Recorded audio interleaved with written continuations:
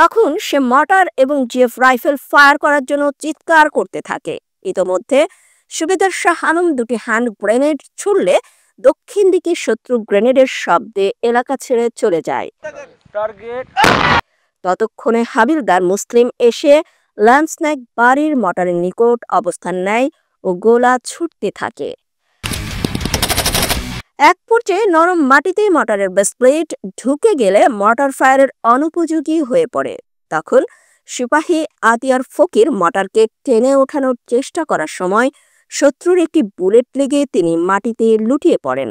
সিপাহী নাসির ততক্ষণে লেফটেন্যান্ট আহসানের ঘর থেকে সিগন্যাল সেট বের করে আনতে সক্ষম হয়।